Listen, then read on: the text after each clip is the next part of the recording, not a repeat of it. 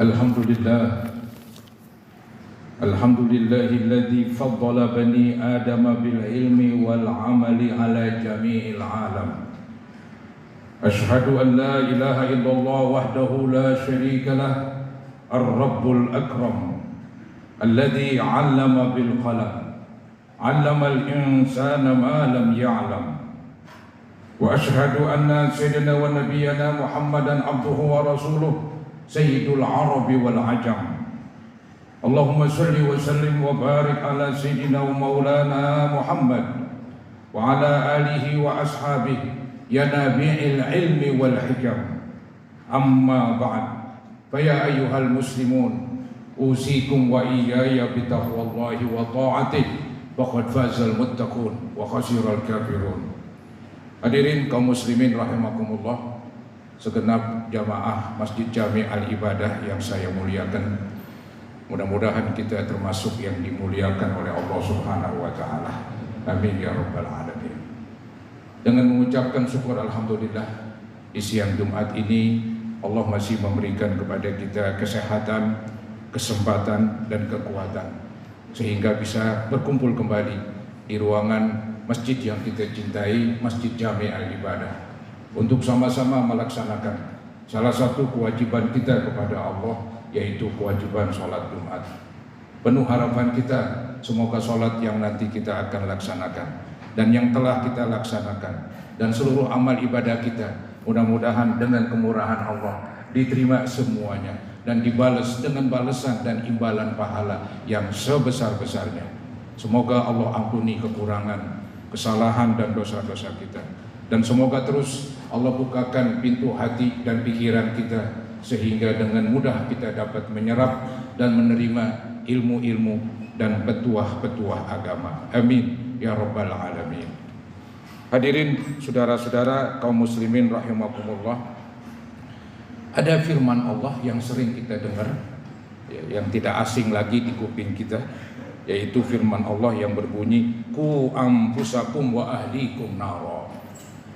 Ayat ini pendek ya, tapi perlu kita pahamin benar-benar karena ayat ini sangat penting. Saudara, ayat ini memerintahkan kepada kita untuk memelihara, menjaga diri kita dan menjaga keluarga kita dari api neraka.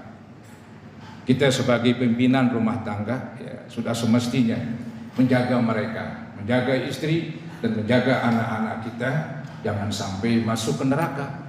Lebih-lebih ya diri kita juga kita perlu jaga. Saudara, kalau menjaga hewan seperti sapi ya, mungkin itu agak mudah.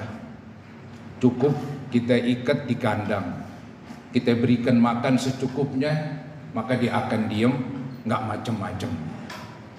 Tapi anak kita tidak demikian. Walaupun telah kita penuhi kebutuhan jasmaninya, tapi tetap saja saudara-saudara, tetap yang namanya manusia akan ya keluar. Tidak bisa dikurung di rumah saja. Manusia itu kan makhluk mobile. Manusia itu makhluk sosial. Manusia itu kan berkumpul, berteman, berkawan, bergaul. Nggak mungkin ada di rumah saja dan dikurung. Berbeda tadi, kalau punya sapi atau hewan yang lain, ya sangat mudah saudara-saudara, dikurung, diikat, kemudian dikasih makan. Tapi anak-anak kita tidak demikian. Nah, bagaimanakah menjaga anak-anak kita ini dari siksa neraka? Ini saudara-saudara dijawab oleh Imam Ali radhiyallahu anhu. Di dalam beberapa tafsir diterangkan Imam Ali menafsirkan ayat tadi yang berbunyi ku ampusakum wa ahlikum nara, ditafsirkan allimuhum wa addibuhum. Artinya menjaga anak dari neraka, caranya didiklah mereka dengan ilmu-ilmu agama dan didiklah mereka dengan akhlak-akhlak yang terpuji. Itu saudara-saudara caranya. Kalau kita sudah didik anak-anak kita dengan pendidikan agama, insya Allah ya, dengan bantuan dan taufik dari Allah, kita mengharap anak-anak tersebut bisa menjaga diri karena dia punya filter, dia punya benteng.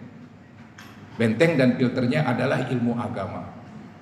Walaupun mungkin dia berada di tempat yang paling banyak maksiat, tapi karena ada ilmunya, saudara-saudara, jadi ilmu itu akan melindungi orang yang punya ilmu. Berbeda harta. Kalau harta itu, pemilik harta harus melindungi hartanya. Kalau tidak, akan hilang. Tapi ilmu agama beda, saudara-saudara. Kita punya ilmu agama, maka ilmu agama tersebut akan melindungi kita. Dia akan memberi nasihat kepada kita, akan mengingatkan kita, oh ini nggak boleh, oh itu haram. Maka disinilah saudara-saudara pentingnya kita mengajarkan anak-anak kita dengan ilmu-ilmu agama. Agama Islam nggak pernah melarang pemeluk-pemeluknya untuk terus menuntut ilmu, apapun tuh ilmu, selama tidak berbahaya. Seperti ilmu sihir, memang itu hukumnya haram. Selama itu bermanfaat bagi manusia, carilah ilmu sebanyak-banyaknya, tidak dilarang. Bahkan menurut Imam Ghazali, bahwa menuntut ilmu umum hukumnya fardu kifayah. Kalau menuntut ilmu agama hukumnya fardu ain. Kalau ilmu umum fardu kifayah, artinya hendaklah ada sebagian orang Islam yang pandai dalam beberapa disiplin ilmu umum. Ilmu kedokteran, ilmu ekonomi, perindustrian, perikanan, perkebunan, peternakan, dan segala macam ilmu. Agar umat Islam tidak bergantung dengan umat yang lain. Maka hukumnya fardu kifayah. Tapi saudara-saudara, karena kita orang Islam, anak kita orang Islam, nggak cukup mereka dididik dengan ilmu umum. Wajib hukumnya dididik dengan ilmu agama. Yang inilah yang disebut fardu ain. Setiap orang muslim wajib mempelajari agamanya. Maka disebutlah di dalam hadis yang sering kita dengar, thalabul ilmi faridatun ala kulli muslimin wa muslimah. Menuntut ilmu suatu kemestian. Pasti ini ilmu agama. Suatu kemestian bagi muslim laki-laki dan muslimah perempuan. Saudara, memang menuntut ilmu agama akan bermacam-macam caranya. Ada yang formal begitu, yang resmi, seperti di pesantren. Ya. Di situ memang banyak diajarkan ilmu agama. Tapi bolehlah yang enggak pakai formal, pakai non formal. Seperti di majelis-majelis ta'lim. Banyak tersebar di Jakarta, yaitu di masjid-masjid, di majelis-majelis taklim, di musola-musola, itu banyak guru-guru menerangkan ilmu agama. Mulai ilmu akidah tentang keyakinan, sampai kepada hukum syariat, masalah hukum-hukum agama, bahkan tentang akhlak-akhlak diajarkan oleh ulama-ulama kita. Nah, kita saudara-saudara bisa mengajak anak-anak kita atau memerintahkan supaya anak-anak kita datang ke masjid, datang ke musola, datang ke majelis taklim untuk belajar ilmu agama. Karena mereka kan enggak mengikuti pendidikan formal di pesantren. Jadi waktu mereka banyak tersita untuk menuntut ilmu umum. Tapi kan tetap ilmu agama mesti dicari. Nah, cara yang paling mudah, bahkan cara yang paling meriah, itulah menghadiri majelis-majelis ilmu atau majelis-majelis ta'lim. Saudara kaum muslimin rahimakumullah, tidak ada pemberian yang paling mahal, yang paling bagus dari orang tua kecuali pendidikan agama. Itulah yang abadi. Ya memang kita dianjurkan ya memberikan warisan harta. Tapi yang paling pokok dari itu, warisan ilmu agama itu paling penting kita berikan. Nabi Muhammad SAW telah bersabda, "Manahila walidun waladan afdala min adabin hasan." Tidak ada pemberian yang paling bagus dari seorang bapak kepada anaknya kecuali pendidikan agama. Jadi saudara-saudara, pendidikan agama sesuatu kemestian bagi bapak-bapak ini untuk memerintahkan anak-anaknya. Bahkan istrinya pun diperintahkan, kalau mereka nggak ngerti, kita bisa mengajarkan langsung. Tapi kalau kita nggak bisa mengajarkan, suruh mereka pergi ke majelis-majelis taklim kaum ibu. Ini kewajiban suami. Kalau tidak, nanti dituntut di hari kiamat. Hadirin kaum muslimin rahimakumullah, bahwa Islam itu akan abadi bila mana yang beragama Islam itu mempunyai ilmu agama. Terjadinya penyeberangan atau pindah agama, atau dengan bahasa lain kemurtadan, karena kemiskinan ilmu agama. Mereka nggak miskin harta, tapi miskin ilmu agama, akhirnya dipengaruhi. Sebagai contoh, banyak perempuan muslimah, ya, itu yang nyebrang dan pindah agama, ya, entah itu alasannya cintalah apalah, agama dikorbankan, saudara-saudara. Inilah bahayanya, karena mereka nggak ngerti ilmu agama. Mereka hanya beragama keturunan, bapaknya beragama, anaknya beragama Islam. Memang wajib kita turunin, tapi wajib pula kita didik mereka dengan ilmu-ilmu agama, agar mereka mempunyai pegangan dan pedoman. Kalau nggak ada ilmu agamanya, mudah terombang-ambing hanya dengan sebab yang sepele, karena cinta. Banyak perempuan yang beragama Islam murtad dan pindah ke agama lain. Saya melihat ini tidak lain karena mereka memang enggak mengerti tentang agama yang dianut. Itu kesalahan juga orang tuanya, bukan sepenuhnya kesalahan mereka. Kita wajib bertanggung jawab, saudara-saudara, ya. Ada ungkapan ulama yang berbunyi, fa inna waqa'al Islam bil ilmi.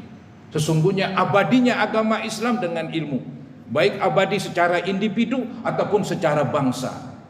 Islam akan kekal di bumi Indonesia bila mana orang Islam mengerti tentang agamanya.